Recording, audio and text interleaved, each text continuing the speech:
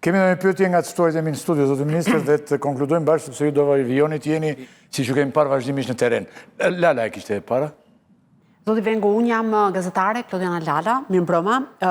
Në fakt, unë djeva pak e keqardhur që ju nuk e nisët fjallën tuaj me një mesazh ngushlimi për familjen e Astrid Hysenajt, sepse është pjesë e një ekipi që humbi jetën për shkak detyrës që po kryete. E kam bërë në mënyrë të përsëritur sot zonin, do kërkoja mirë kuptimin tuaj që... Dakor, megjithatë ky është një konstatimi imi. Atëherë, prokuroria e Durrësit ka nisur sot një hetim penal për 3 vepra penale.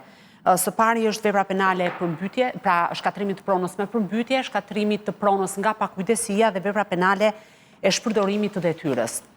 Ndër të tjera, në dokumentat e prokurorisë thuhet se dyshimet e forta janë që hidrovori i ri i Porto Romanos nuk ka funksionuar si duhet, ndërkohë që ka patur problematika sa i përket përgjithsisht pastrimit të kanaleve dhe normalisht edhe plerave që në fakt kryeministri konsideroi ose më saktë ja la përgjegjësinë qytetarëve, duke bërë politikë në rastin konkret. Tani, a ndjeni ju dhe ekipi, pra gjithë qeverisja, si qendrore dhe vendore, përgjegjëse për këtë situatë të shkaktuar, se ndoshta po të kishte punuar hidrovori si duhet, po të ishin marrë masa për pastrimin e kanaleve, po të ishin marrë masa për largimin e mbeturinave dhe të ishin quar në inceneratorin që nuk ekziston edhe pse janë zhvatur miliona euro, a do të kishim një situatë të ndryshme? E nderuar zonjë, në situata emergjence dhe unë si ministër e mbrojtjes më takon që të siguroj angazhimin e plot të strukturave shtetërore të emergjencave, dhe qofshi këto ushtarake apo civile në mbrojtje të jetës dhe në mbrojtje të qytetarëve. Debati politik në këto momente gjykoj se nuk ndihmon, sidomos nuk ndihmon në përballimin e pasojave të përmbytjeve. Strukturat shtetërore janë në funksion të plot, janë në terren dhe vazhdojnë prej gjithë javës të jenë në terren. Çdo aktor që dëshiron të kontribuojë për të krijuar këtë frym të një konsens kombëtar, të lutem se ju jeni të drejtë për drejtë, të lutem. E para nuk po jepni përgjigje pyetjes time. Ju e keni detyrim të angazhoheni Ta dëgjojmë deri në fund.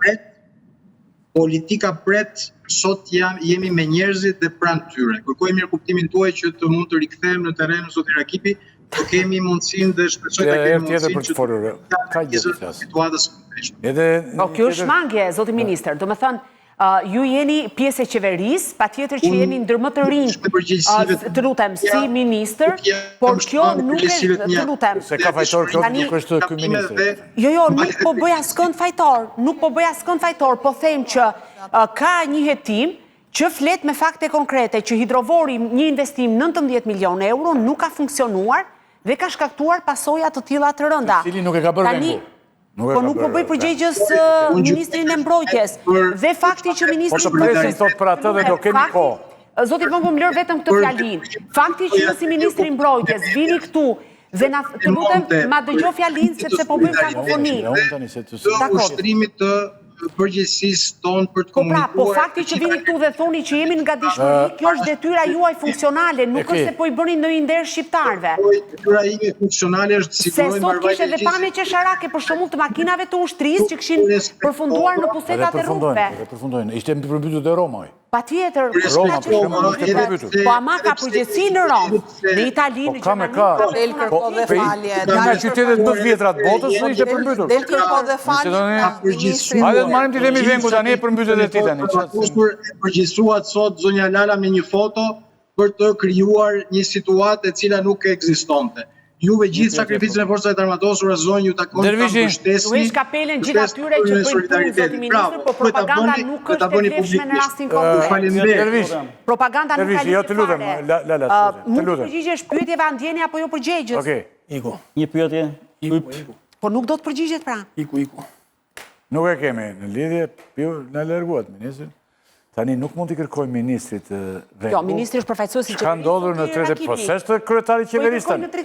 Po është se nuk ka ndodhur në Durrës në 35 vite kjo situatë. Kryetari i qeverisë nuk është ai Spiro Vengo dhe ai foli me kompetencë. Një sekond, një detaj. Ai foli me kompetencë, tanë Shkodrës na ka ndodhur gjë. Pas në Tiranë s'ka ndodhur. Një sekond, ne jemi gazetar dhe pyetëm Shkodrën. Çka ka ndodhur në Shkodër? Jo, thanë Shkodër ka rënë bordh maleve, tha, dhe nuk ka rënë shisa. Dhe e dyta, nuk është hapur porta e hidrocentralit në atë nivel sa mund shkaktoj përmbytje. Por, kjo nuk do të thotë absolutisht që shteti ka ndërhyri, ka bërë ato digat dhe ne jemi gati. Kjo nuk do të thotë absolutisht që nesër të pëllësitet Shkodra dhe të mbulohet deri në Velipoj, si që të zakonisht. Unë e kisha thirrur, jo ju lutem, të themi dhe një, unë e kisha thirrur Ministrin Vengu, i cilin e kam parë, po jo të lutem, e kam parë në punë, për gjatë gjithë kësaj kohe, duke u përpjekur të bëj detyrën e vetë. Po ne nuk po themi që ishte eroj popullit. Zoti Rakipi, e di për çka ka përgjegjësi? Nuk e kisha. Ka qenë drejtuesi i portit të Durrësit. Edhe ka bërë, po se ka bërë hidrovolt. Po nuk e ka bërë ai, më po ky lidhet shumë me transferimin unë e kisha thirrur për të na dhënë sqarime për këtë problem dhe ne tani filluam të sulmojmë sikur Vengu ka prishur. Jo, nuk e sulmuam. Ka derdhur ujrat mbi Shqipëri. Qeverisjen. Po të kishim Edi Ramën, do i kërkonim Edi Ramën. Sot i ra radha për Vengu. Po, Edi Rama ka pozicion tjetër. Vengu nuk është kryeminist. Po, tani, Vengu është kryeminist shqiptar, apo jo? Është i ministri i mbrojtjes që i bie pesha në rast të përmbytjes. Siç mund t'i binte, siç mund të dërgoj njerëzit e zjarrit që ka rënë. Sot e kemi në menaxhim, ndërkohë që njerëzit aty. Tani, atëre kalojmë. Oke, gjithsesi ne falenderojmë zotin Vengu për ndihmën që na dha këto minuta për të na dhënë sqarime për gjithë të problematikë që është shtrirë në një pjesë shumë të rëndësishme të madhe të territorit të vendit tonë.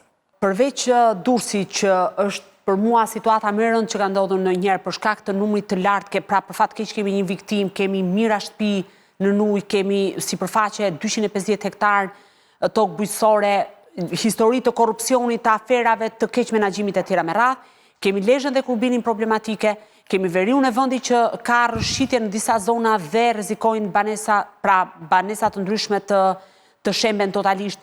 Kemi pjesën e Vlorës, Ura e Mifoli dhe gjithë fshatrat aty përreth janë evakuuar. Patjetër, po kap Durrësi qarkun, domethënë. Dhe ndërkohë kemi rastin e Gjirokastrës, domethënë asnjëherë më përpara nuk ka patur një përmas të tillë në Gjirokastër.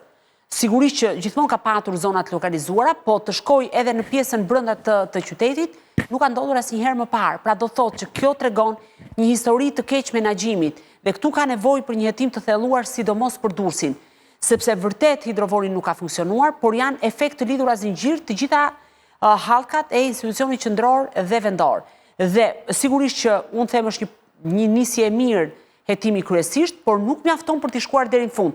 Nëse niset një hetim kryesisht dhe rrugës harrohet, do të jetë më mirë të mos niset fare. Unë uroj që prokuroria ta çojë deri në fund, të jetë përpara përgjegjësisë së zyrtarëve të lartë dhe ta përcjellë spakut, sepse dhe kjo historia që ne mund ta mbyllim duke quar disa zyrtarë të thjeshtë aty prapa hekurave dhe ata të mbajnë gjithë përgjegjësi, jo, këtu ka përgjegjësi të zyrtarëve të nivelit më të lartë, si qendror ashtu edhe vendor. Po ju jap një lajm atëherë, meqense e përmendi, jo, që lidhet me këtë. Unë nesër depozitoj një shkresë në prokurorinë e Durrësit dhe thash, duke e komplimentuar prokuroren. Lejohet ta bësh në Durrësi? Jo, unë do t'i kërkoj Durrësit që ato që ka nisur, jo. Pak lejohet, po në Durrës. Po jo, më lejohet ta bëj kudo. Çdo qytetar, kur shikon që ka një vepër penale, është i legjitimuar të bëj. Por, duke qenë se ky kallëzim penal ka përparësi me qenë se është regjistruar në prill në SPAK, atëherë unë do t'i kërkoj prokurorisë të Durrësit që ta kalojë për kompetencë në SPAK dhe të bashkohen të dy dosjet bashkë. Është shumë e rëndësishme, sepse të mendosh është më e pakta ajo që sapo tha zonja Lala, të mendosh që tenderin për hidrovorin e ka marrë kompania e babait të drejtorit të ujësjellës kanalizime Durrës. Dhe vëllai i kryetarit të bashkisë së Helenës ishte drejtori të Gardës së Republikës.